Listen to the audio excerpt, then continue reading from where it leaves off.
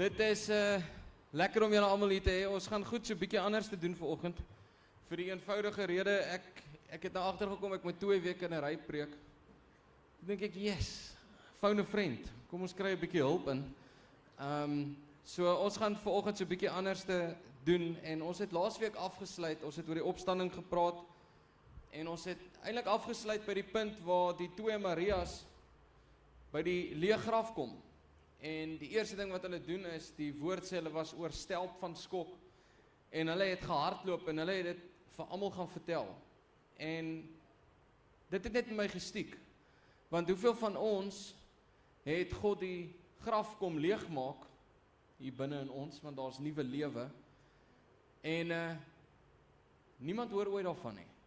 En toe dink ek so vanoggend gaan ons seker maak iemand hoor daarvan. Want die oomblik toe die Marias dit hoor het hulle gehardloop, hulle het hierdie wonderwerk gaan vertel wat God gedoen het. Die graf is leeg. Jesus het opgestaan. En soveel keer doen God 'n wonderwerk in my en jou lewe, in 99% van ons lewens, in almal van ons lewens, doen hy wonderwerke, maar ons hou dit net hier binne en ons hou dit net vir onsself. En dan wonder 'n mens partykeer, maar hoekom het hy dan die wonderwerk gedoen? Want is dit wat met ons gebeur nie juis veronderstel om ander mense te stig in hulle geloof en hulle op te bou nie. Amen. So dis wat ons gaan doen vanoggend. So en baie keer dan dink 'n mens, maar my storie is nie goed genoeg nie. My storie is nie dramaties genoeg nie. En dit is nie waaroor dit gaan nie. So ek wil vanoggend vir julle wys dat daar's 3 normale mense wat hierso sit. Enigste rede hoekom dit hulle 3 is, want dit was die eerste 3 wat ek gebel het. Okay? En hulle het al 3 geantwoord en hulle was in vir dit. Dankie tog. So ek hoef nie verder te gedink het nie. Maar dit gaan nie altyd oor hoe mooi of hoe oulik ons storie is nie, maar dit gaan oor dit wat God gedoen het. En dit is presies waaroor dit gaan. Niks wat ons hier vandag doen gaan oor my nie. Dit gaan nie oor Jared nie, dit gaan nie oor Miguel nie, dit gaan nie oor Skalk nie. Dit gaan oor God het iets gedoen in hulle lewens. En dit is iets om van te kan getuig. Net soos wat ons almal iets het waarvan ons kan getuig. So, kom ons val weg. Ons gaan 'n bietjie praat oor julle BC jare. So dit is before Christ. My vrou sê altyd dit is before Shanae. Maar so en ek wil net hê julle moet weet, ons waardeer die feit dat julle die vrymoedigheid het om te deel. Dit is seker nou 'n bietjie makliker as die eerste diens, maar want dit was nogal taamlik nerve-wracking. Maar ja, dankie dat julle is en as ek julle stop, is ek nie onbeskof nie.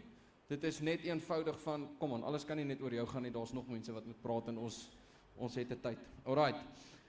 So, Jared, ons gaan sommer by jou begin. Julle behoort al vir Jared te gesien het, agter by die klankhokkie en hy's gewoonlik een wat agter die rekenaar wegkruip. En die snaakse ding is, hy's ook die een wat deur die week agter 'n rekenaar wegkruip, want hy is 'n software developer. So, ja, dit vat guts. Maar Jared, vertel vir ons van jou ouerhuis, die waardes waarmee jy groot geword het, die betrokkenheid van jou ouers se lewe, die betrokkenheid van jou ouers in jou lewe. So, ja, go. So by my ouers was daar, ek het in 'n ek moet omtrent dit naby hou nee. Yes, like it. Ek het in 'n Christen huishouding groot geword. Die waardes was altyd daar, die fondasies was gebaseer op die woord en op die Here. As my pa nie daar was om vir my oor die Here te leer, het my ma ingestap en sy was daar vir my. So definitief 'n sterk Christen fondasie gehad. Ek dink die probleem was maar dat ek het dit meer gesien as net 'n spul wette om te volg in plaas daarvan om eintlik 'n verhouding te hê met die Here. Maar later in my storie dan ontmoet ek die Here.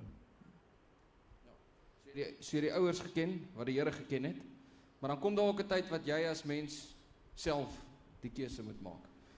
Om net in die geestelike omgewing groot te word, beteken nie, jy gaan saam met jou ouers hemel toe nie. Ergens moet jy ook op die punt kom, om daai ding. Okay, so Jared het groot geword in die ideale huis, hy mou met die brood onder die arm. Jared, sit gou af jou mic asseblief. Kom ons het die goed sy. Dit staan nie op die skrip nie, ek sal dit vir jou intik. So Jared was het in daai huis groot geword. En ek seker as van ons, ek het ook in so 'n huis groot geword, 'n goeie huis, stabiele huis. Maar Skalk, jou huis was presies dieselfde. Vertel gou vir ons.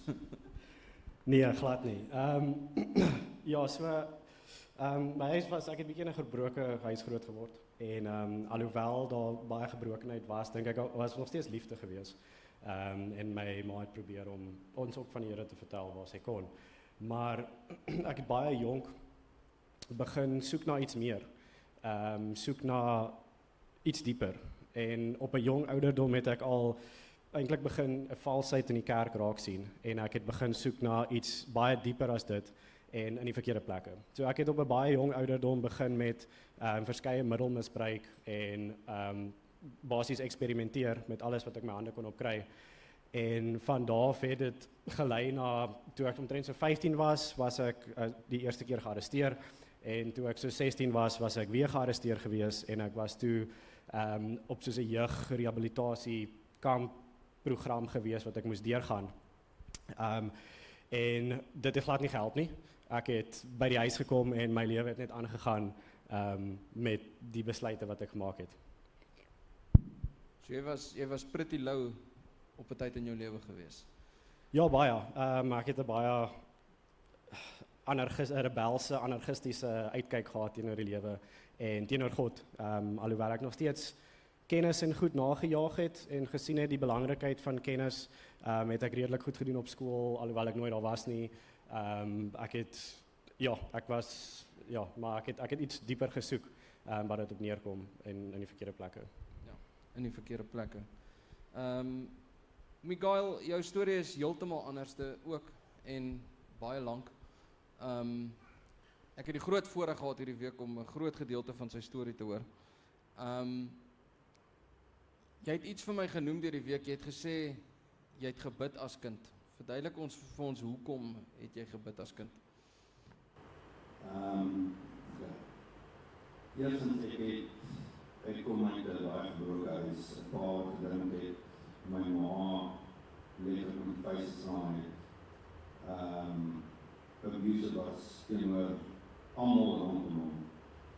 En ons het gelewe in vrees, ons het nie geweet wat ons die volgende dag gaan sien. Ons is gedreig met die dood en elke aand amper in die bed geklim en in trane vir God te soek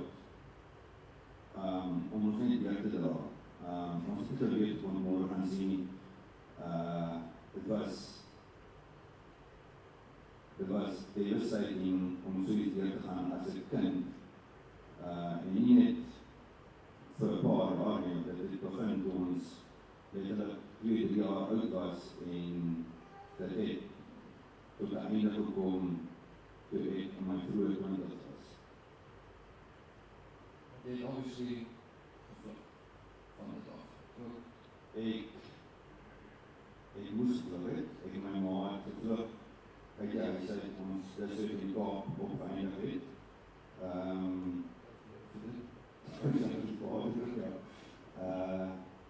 Ons het letterlik gevlug om weg te kom van daarna.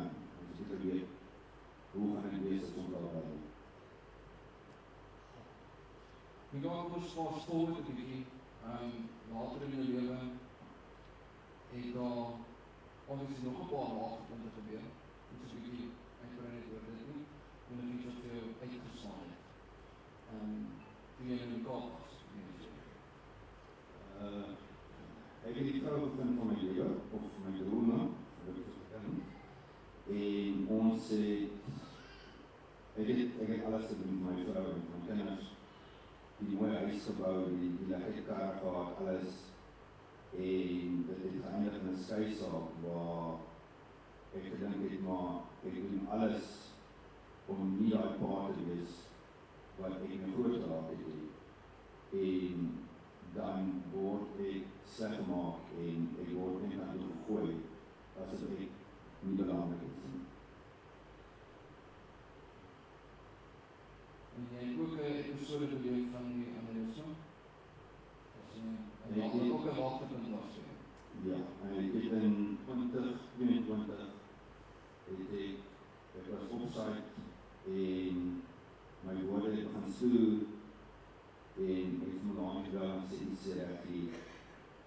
sy het my op die telefoon gehou toe by die huis, dokter gebel, en die dokter het gekom, die dokter het my een vraag gevra, een of twee vraag gevra, omgedraai om na my te kyk en sê, ICU, ek dialyse dan. Ek het aneurysma, my net nie gebars, en ja, die dokter sê, dit is wonderlik, ek moes dit nie gemaak het nie. Okay, so net om terug te kom is 3 verskillende stories wat ons hierso hoor. Heeltemal verskillende huishoudings. Ek dink as mens dit kortliks moet opsom, het jy Jared wat in hierdie goeie huis groot geword het, stabiele huis groot geword het, al die regte waardes, al die regte dinge, maar tog het hy nie 'n persoonlike verhouding met God gehad nie. Dan het jy vir Skalk wat meeste van die goed waartoe hy is in sy lewe was sy eie keuses. En baie keer is ons bang om dit te sê, want soos wat hy gesê het, hy het na iets gesoek en hy het op die verkeerde plekke gaan soek. Dit was 'n keuse om dit daar te gaan soek. En ek dink baie keer is ons bang om te sê, maar baie keer is baie van die goed waardeur ons gaan ons keuse. Want ons het net die verkeerde keuses gemaak en eventually eindig ons daarop. En dan het jy Michael wat gebore was in 'n omgewing wat hy nie voor gevra het nie. Wat glad nie, ek weet nie eens of hy sou gekies het om gebore te geword het daar, as hy die keuse kon gehad het nie. Want soms kan jy nie jou omstandighede kies waarin jy gebore word nie. So daar is 3 verskillende beginpunte tot hulle storie en tot hulle groot word. Maar ek meen die feit dat hulle hier sit, sê vir ons dat ergens het daai storie gedraai. So kom ons beweeg aan en Jared, wil jy nie vir my vertel waar jy die eerste keer besef het, of waar jy die eerste keer gevoel het, daar's nou 'n verhouding. Ek ken nou die Here. As jy vir ons net wil vertel hoe jy tot by dit uitgekom het. So, ek was in hoërskool, vir 'n hoërskooljare, en ek het so 'n vriendin gehad, en sy het my genooi na haar kerk toe. Dit was uit die bloute uit, ek meen, ons as gesin het nie regtig kerk toe gegaan nie, want beide my ouers het maar baie slegte experience gehad by die kerk wat ons na toe gegaan het op daai stadium. So alle geestelike goed was maar by die huis gedoen en van die woord af directly. So ek het toe die uitnodiging aanvaar en toe gaan ek saam met haar na haar kerk toe.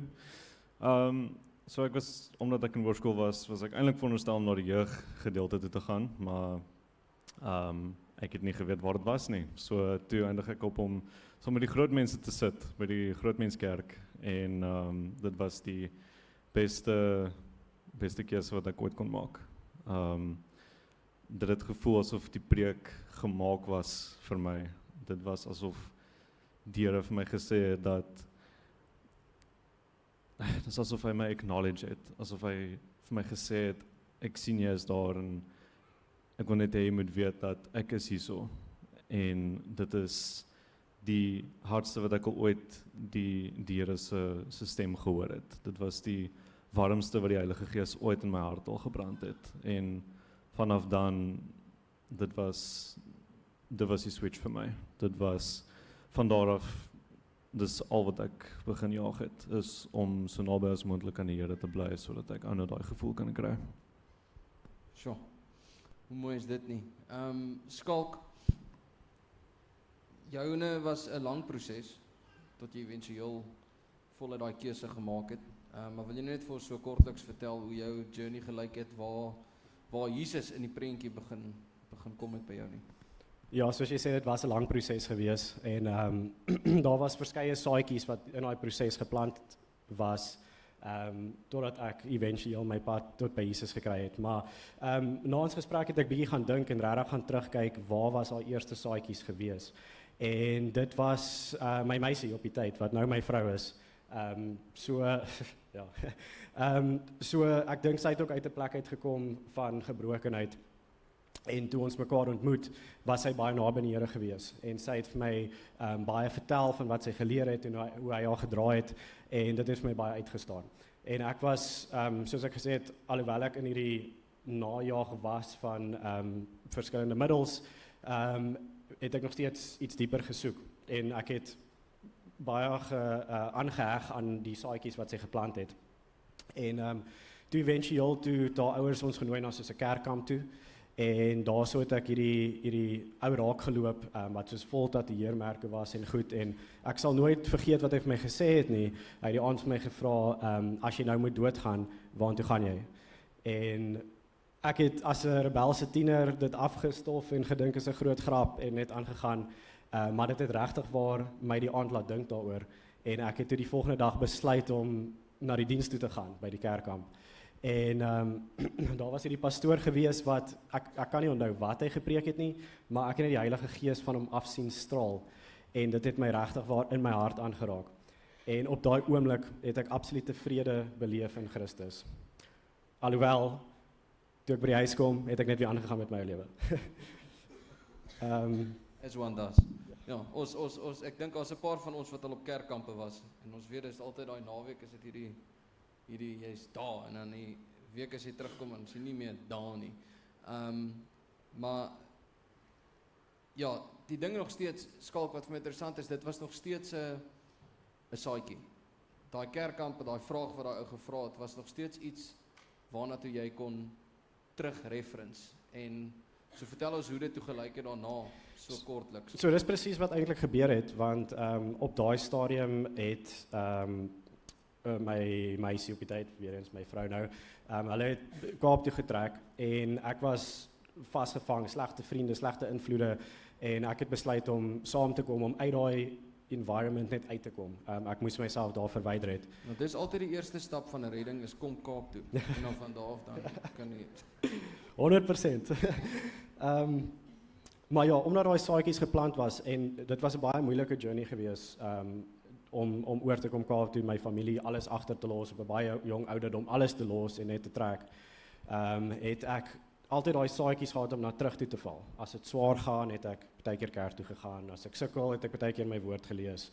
Maar eventueel het ek op 'n punt gekom, soos wat ek gesê het, ek het altyd iets dieper gesoek, en ek het kennis nagestreef, het ek regtig waar vir Jesus gaan soek. Ek het op my bank gesit, Bybel gelees, gebid, en hom gesoek en gesoek. En net daarso het hy my gevind. Op my bank by die huis het ek tot absolute transformasie gekom. En ek sê altyd, ja, Jesus het my gered van verskeie verslawing af, en verskeie slegte goed af, maar wat hy vir my gegee het, was 'n nugter mindset. Hy het my nugter gemaak. En ons sê altyd, ja, mens kan verslaaf wees aan verskillende middels, maar TV, social media, games, al daai tipe van goed, kan vir jou nie 'n nugter mindset gee nie. En dit is wat Jesus regtig waar gedoen het, om my te red, uit vir my nugter laat dink. Hoe cool is dit dat hy het dit vertel, hy het hierdie soeke gehad, na kennis en na wysheid en al hierdie goeders. En hoe cool is dit as jy daai soeke het, dan eindig jy op by Jesus. En eventueel daar het hy jou vrede gegee, want die gejaag is verby. Jy kan ontspan. Jy het gekry wat jy gesoek het nog al hierdie tyd. Dis amazing. Miguel, hoe het jy is al gered in hierdie tyd, nee? Dis 'n worsteling. Miguel, wil jy nie net so kortliks deel hoe jou transformasie storie lyk nie? Ek dink ek het nooit regtig ophou glo aan God. Ek het aan God getwyfel. Ek het baie aan God gebly. Maar my ma was die persoon wat my eerstens deurgedra het. Deur al die swaar kry, abuse, het sy elke aand aan my hoofd gehad, sy het elke aand gebid, sy het elke aand vir ons gebid, en God se beskerming oor ons gebid. En ek dink, dit in itself het my daai hoop gegee, dat God is daar, al gaan ek hoe erg in die lewe, daar is 'n God wat en hy kyk na jou en hy pas jou op. My draaipunt het gekom na my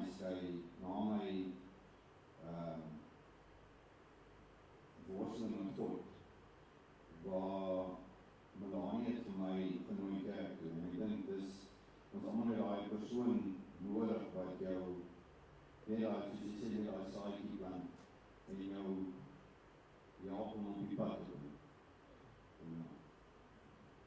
Soos hy ook sê, toe sy jou genooi het, daai oggend, was dit ook 'n experience, gevoel asof die Here jou daar kom ontmoet het? Sy het my genooi, sy was in die gewees en toe sy my eerste keer in die soevat, het ek geklamp soos in die bal. Jy weet hoe dit voel, man. Ek het God ontmoet op 'n manier wat ek nooit geken het. 'n God wat blydskap bring, in plaas van 'n God wat swaar moede moet genees. 'n God wat ek nie hoef te soek elke dag nie, maar 'n God wat na my kyk. Solank ek net genoeg vertroue en geloof om kan sit en glo. Sjoe. Ek wil een vraag vir julle vra wat ek nie nou gevra het nie. As julle moet opsom in een woord, Jared, ons gaan by jou begin. As jy moet opsom in een woord, nie 14 sinne nie, een woord. Waarvan het God jou gered? Met ander woorde, as jy een woord moet gee waar jy sou gewees het as dit nie vir hom was nie en nie vir daai ommekeer was nie, waar sou jy gewees het vandag? Dis unscripted, by the way. Jy kan 'n sin ook sê, as jy voel jy moet 'n sin wees. Ek kan sin ook sê. Jy kan 'n sin Okay, sê. ek wil nou net sê, om in een woord te dink gaan my so 2 minute vat, want ja.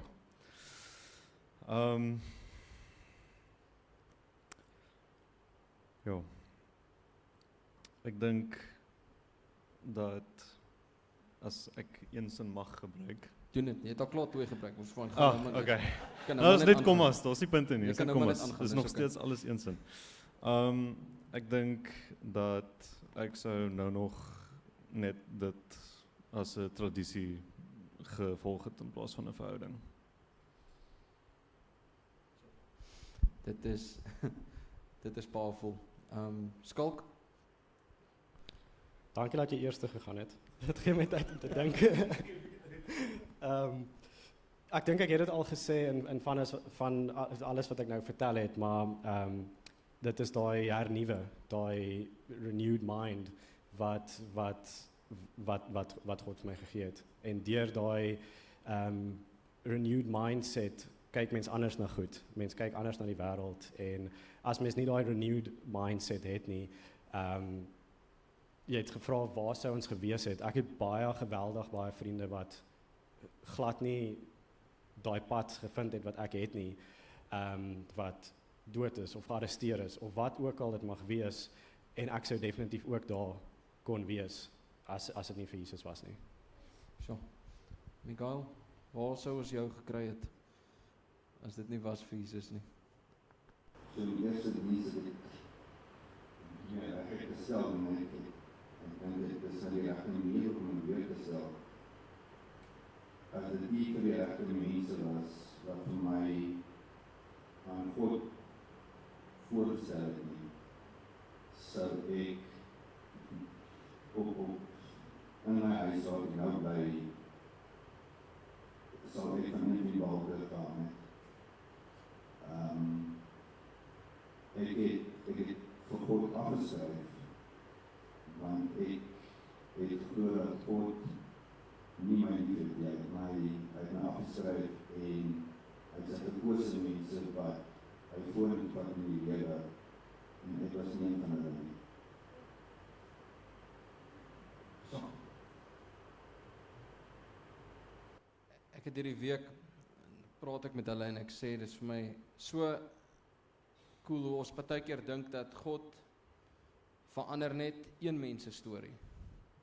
Maar wat ons partykeer mis is dat God verander generasies deur sulke stories. Want vir God gaan dit nie net daaroor om my te red nie. Hy wil graag hê my kinders se kinders, my kinders se kinders se kinders moet ook gered wees.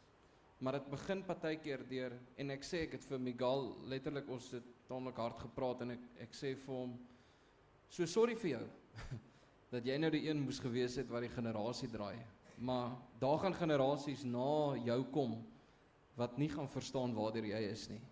En hulle gaan kan getuig van God se genade net reg deur hulle lewe. Stabiele huise, ouers wat mooi na hulle kyk, wat al die regte voorbeelde het, dan gaan dit as gevolg van een ou wat daai draai gemaak het. En is God. Dit is net God. So weet jy, vanoggend is hier dalk van julle wat relate met hulle stories, of julle kan julle eie verlede sien in van hulle stories. Jy het vir Miguel wat die trauma en die pyn en die seer en al daai goeters, sonder dat hy beheer daaroor gehad het, sonder dat hy kon kies, hy wou daar gebore geraak het. Dan het jy Skalk wat verkeerde keuses gemaak het, want hy het hierdie soeke gehad na iets beter, na iets meer in die lewe. En dan het jy Jared wat alles reg doen, al die regte waardes geleef het, in die perfekte ouerhuis groot geword het. Maar daar's net nie 'n verhouding nie. En soos wat hy gesê het, as dit nie vir Jesus was nie, sou dit nog steeds net 'n tradisie gewees het. En ek wonder hoeveel keer is ons vasgevang in kerk toe gaan op 'n Sondag, en ons dink dit is geloof. Ons dink dit is wat 'n verhouding met God beteken.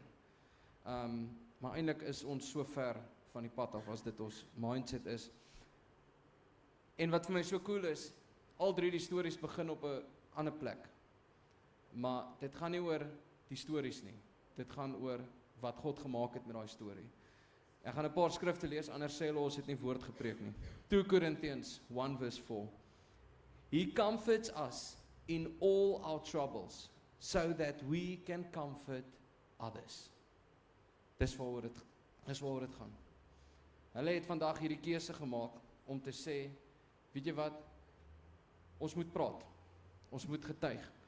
God het my gecomfort, so wat jy op dit ek gebruik nie dit om ander mense ook te comfort nie. Dan gaan dit aan, het sê, when they are troubled, we will be able to give them the same comfort God has given us. 2 Timothy 2:10 sê, so I am willing to endure anything if it will bring salvation and eternal glory in Christ Jesus to those God has chosen. I am willing to endure anything. Solank as wat dit iets beteken vir iemand anders. Solank as wat daai testimony van dit wat God vir my gedoen het, 'n verskil maak in 'n volgende generasie, in 'n volgende persoon se lewens. Want hoor gou wat sê die woord in Handelinge, die oomblik as ons die Heilige Gees ontvang, wat almal van ons is. Acts 1 verse 8. But you will receive power when the Holy Spirit comes upon you. Nee, ons weet dit mos. Hy het ons die Heilige Gees vir ons gegee, maar dan gaan dit aan en sê, and you will be my witnesses, telling people about me everywhere. En nou wonder ons altyd, maar hoe moet ek vertel? Wat moet ek vertel? Ek ken nie die Bybel nie. Jy het 'n storie. God het iets vir jou gedoen. Dis iets wat jy kan vertel. Jy hoef nie die hele Genesis vir daai mense te gaan lees nie. Vertel dit wat God vir jou gedoen het. En baie keer dan dink ons, maar daar's nie krag in my storie nie, en hy's nie dramaties genoeg nie, en hy's nie erg genoeg nie, en hy's nie perfek genoeg nie. As God iets gedoen het, dan is daar krag daarin. Ek gee nie om in wie se lewe dit gebeur het nie. As God 'n wonderwerk doen, dan het dit krag. So gebruik die wonderwerk wat hy vir jou gedoen het, en laat iemand daarvan hoor vir 'n slag. Miguel sê vir my in die week, ek is die tweede een wat sy storie ken. Die tweede een. En dan wonder ek, hoeveel van ons sit met stories van massive wonderwerke. En ons gaan net weer aan in die lewe, en ons mou net, en ons grou net, en ons het al hierdie probleempies, en ons vergeet dit wat God vir ons gedoen het. En ons vertel dit nie. Ons hou dit hier binne. En dan gaan dit vir julle maklik maak. Julle gaan sien, die kaartjies op julle stoele was nie 'n reservation vir iemand anders nie, dis vir jou. Okay? Ons het in die vorige diens 'n paar mense gehad, kan ek daar sit? Kan ek sê, as jy gaan kyk waar die kaartjies is, gaan jy op die vloer moet sit, want daar's oral kaartjies. Daar's 'n kaartjie op jou stoel. Dit sê you're invited. Okay. En dan is daar details aan die agterkant.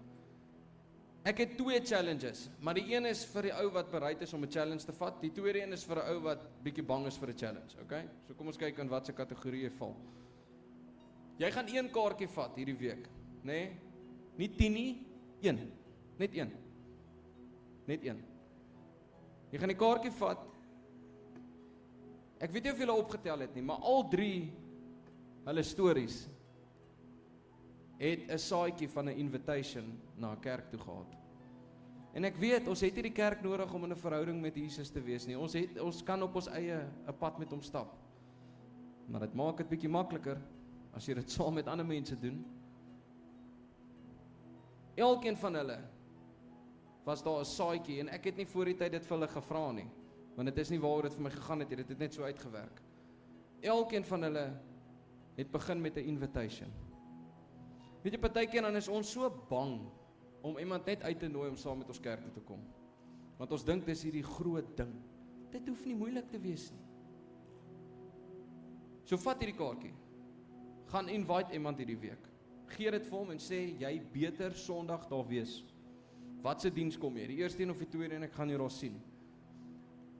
As jy op is vir 'n regte challenge, vat dieselfde kaartjie, nooi hom kerk toe en gaan vertel jou storie vir daai persoon. En sê vir hulle, weet jy wat, ek het lewe ontvang, my God het opgestaan, en dis hoekom ek kan leef. Ek wil graag hê, jy moet daai selfde lewe ervaar. Ek wil graag hê, jy moet daai selfde hoop hê. Ek wil graag hê, jy moet daai selfde een hê om aan vas te hou as die tye moeilik raak. Ek wil self hê, dat jy ook daai blydskap moet ervaar wat ek het, omdat my God leef. Come on, hoekom wil ons dit nie sien nie? So vat die kaartjie, dis nie complicated nie. Iemand se lewe kan verander deur hierdie kaartjie. En al wat dit is iemand wat 'n besluit maak om te sê, daar's iemand in jou gedagtes op hierdie oomblik. Ek gaan hulle nooi. Ek gaan dit doen. Dit gaan jou niks kos nie. Stiek hulle vir 'n koffie, dan kos dit jou iets, nog beter. Ek wil vra dat julle saam met my sal staan. En ons gaan afsluit. En ek gaan 'n gebed vir ons doen. En dan gaan ons 'n song sing. Kan ons net gou vir hulle 'n lekker handeklap gee vir die vrymoedigheid wat hulle gehad het. Dis nie maklik om dit te doen wat hulle vandag gedoen het nie. En ek sê vir julle dankie. Maar die challenge lê by ons. Ons het iets wat ons moet gaan doen. Ons moet ons storie gaan vertel.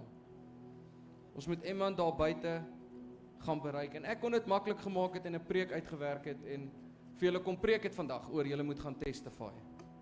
Want toe dink ek, kom ons maak dit beter en kom ons testify.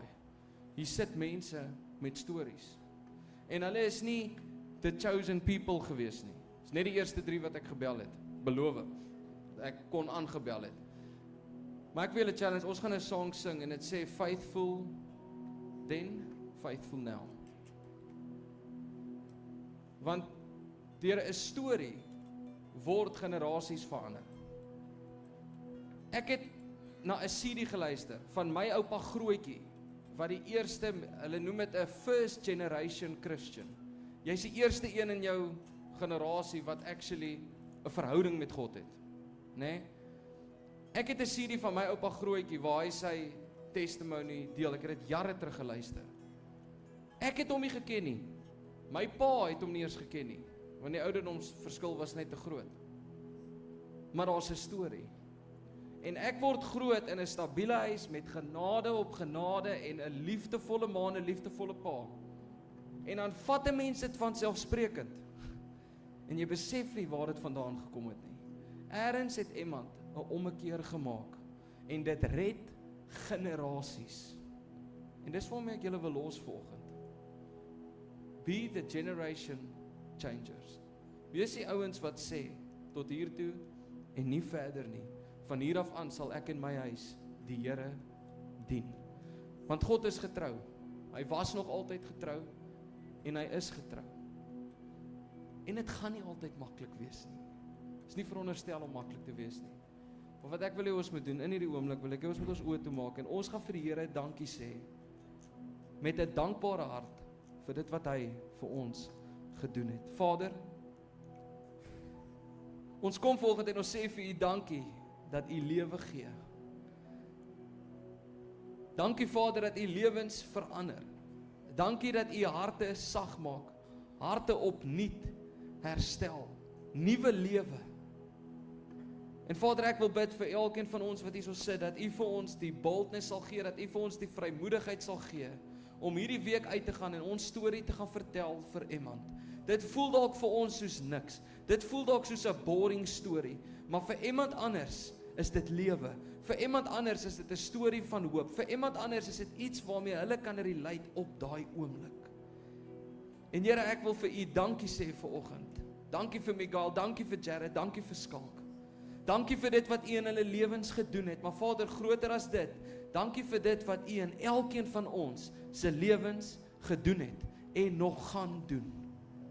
En Vader, dankie dat ons vandag nie hoef te huil nie, maar met 'n glimlag op ons gesig kan weet, ons dien 'n goeie Vader, en al verstaan ons nie op hierdie oomblik hoekom moet gebeur wat gebeur nie.